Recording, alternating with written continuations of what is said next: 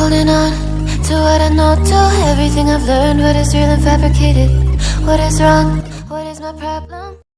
फिर सीन आगे बढ़ता है जहाँ डी और डॉक्टर टेर साथ में लंच करते हुए नजर आते हैं, जहाँ का खाना डॉक्टर टेर को बहुत ही ज्यादा पसंद आता है, जिसके लिए वो डी को शुक्रिया अदा करता है, क्योंकि उसी के कारण हर बार वो डिलीशियस फूड उसके साथ ट्राई कर पाता है। इधर काओ एक लड़के के साथ बात करते हुए कहता है कि मुझे रिलेशनशिप में तो आना है, लेकिन हमारे बीच सेक्स नहीं होना चाहिए। हाँ, थोड़ा बहुत फिजिकल अफेक्शन चलेगा।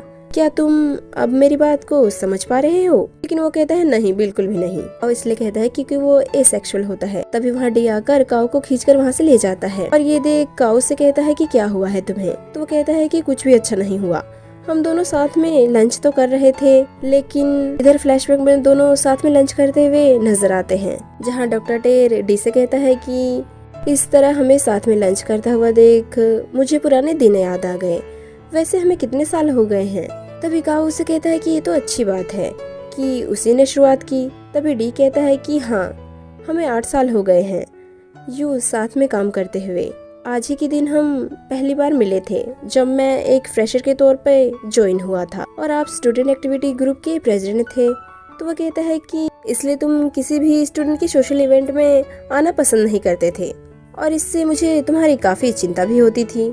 तभी काओ कहता है कि फिर तो तुम्हारे बीच और भी अच्छा मोमेंट बन गया होगा ना? तो डी कहता है कि तभी तो मैंने हिम्मत करके उससे कहा कि डॉक्टर टेर, मैं आपको पसंद करता हूँ। तो ये सुन डॉक्टर टेर कहता है कि हाँ, मैं भी तुम्हें पसंद करता हूँ, लेकिन उस तरीके से नहीं, क्योंकि मुझे लड़कियां पसंद है। ये सुन डी कहता है कि फिर हमारे बीच का रिश्ता क्या है? तो वो कहता है कि मैं तुम्हें अपना भाई मानता हूँ। तो डी कहता है कि अब तक आपने जो भी मेरे साथ अच्छे से बिहेव किया वो इसलिए क्योंकि आप सिर्फ मुझे भाई मानते हो।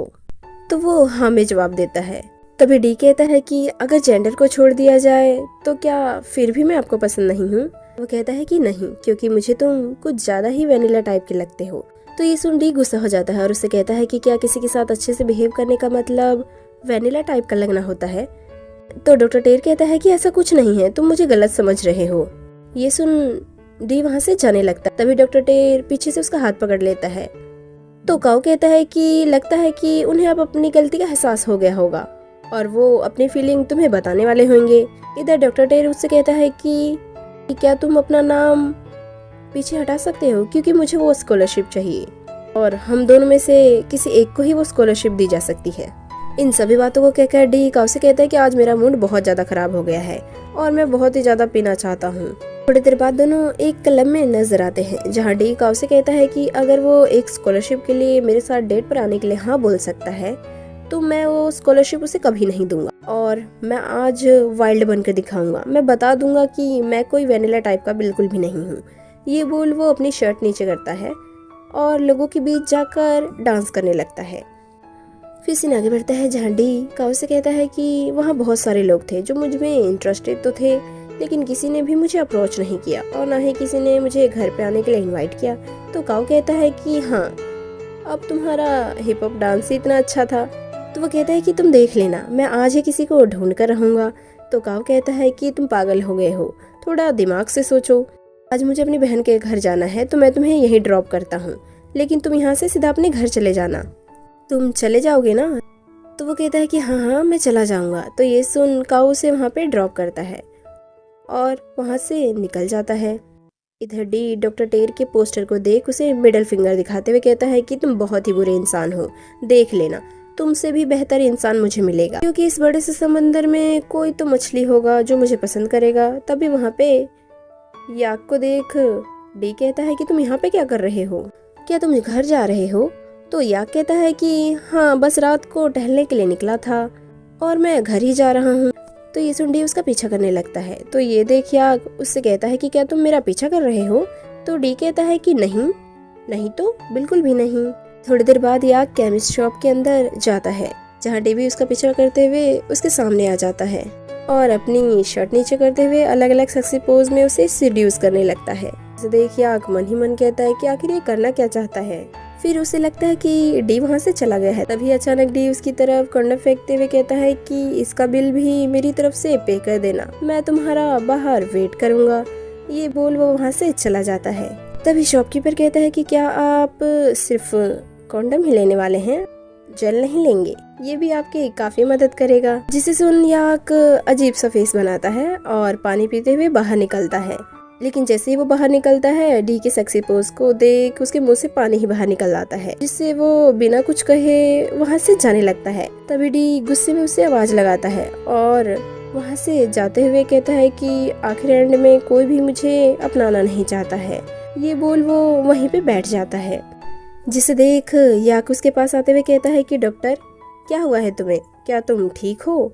तो डी कहता है कि तुम जाओ यहाँ से, मुझे अकेला छोड़ दो। तो याक कहता है कि चलो मैं तुम्हें घर पे ड्रॉप कर देता हूँ। तभी अचानक डी उसकी गोद में ही सो जाता है। जिसे देख वो कहता है कि आखिर तुम यहाँ पे कैसे सो सकते हो, उठो अब। तभी काओ का कॉल आता है, जो याक का बिना रिप्लाई सुने डी को उसके घर ड्रॉप करने के लिए कहता है। ये सुन वो हार मान ही लेता है और एंड में डी को उठाने की कोशिश करने लगता है। बहुत कोशिश के बाद एंड में वो उसे उठाकर वहाँ से ले जाता है और उसके अपार्टमेंट में उसके रूम के सामने उसे उतारता है। अचानक डी की नींद खुल जाती है और याक को सामने देख वो उसे अपने पास खींचते हुए कहता है कि क्या तुम साथ में मेरे साथ सीरीज देखना चाहोगे? उसके क्यूट से चेहरे को देख वो उसे मना नहीं कर पाता है और उसके रूम के अंदर चला जाता है। इधर दोनों एक दूसरे को जंगलियों की तरह किस करते हुए नजर आते हैं। थोड़ी देर बाद दोनों शर्टलेस होते हैं और यहाँ वहाँ के सामान को तोड़ते हुए एक दूसरे को किस करने लगते हैं। इसी बीच दोनों नीचे गिर जाते हैं, फिर भी वो अपना काम कंटिन्यू रखते हैं। अचानक डी याक से कहता है कि रुको। जिसे देख याक कहता है कि क्या हुआ है, क्या अब तुम्हें इंटरेस्ट नहीं आ रहा? मैं 5 सेकंड तक वेट करूंगा, अगर तुम फिर भी शांत रहोगे तो मैं यहाँ से चला जाऊंगा। ये बोल वो काउंटिंग करने लगता है, 1 2 3। इसी बीच डी मन ही मन सोच रहा होता है कि आखिर मुझे क्या करना चाहिए, मुझे क्या चूज करना चाहिए। तभी याक 5 बोलते हुए वहाँ से जाने लगता है। उसे जाता देख डी उसे अपनी तरफ खींच लेता है और उसे किस करने लगता है। थोड़ी देर बाद हम देखते हैं कि याक अपनी अंडरवेयर उतारते हुए हिचकिचाने लगता है, जिसे देख डी कहता है कि मैं समझ सकता हूँ, कुछ लोगों का शरीर तो बड़ा होता है बट वो नहीं। तो ये सुन याक अंडरवेयर नीचे करता है और कहता है कि देख लो तुम खुद ही, यूं ही लोग मुझे जियान नहीं कहते। ये बोल वो उसके ऊपर कूद जाता है। तभी डी के पैर में अचानक क्रैम्प होने लगता है, जिस कारण उनका मेकआउट सीन वहीं पे रुक जाता है। फिर सीन आगे बढ़ता है जहाँ दोनों साथ में टीवी देखते हुए नजर आते हैं। तभी याक उससे कहता है कि क्या तुम्हारे पैर में हमेशा ही यूं ही क्रैम्प आता रहता है? तो वो कहता है कि हाँ, आजकल मैं अच्छे से सो नहीं पा रहा हूँ, इसलिए क्रैम्प आते रहते हैं।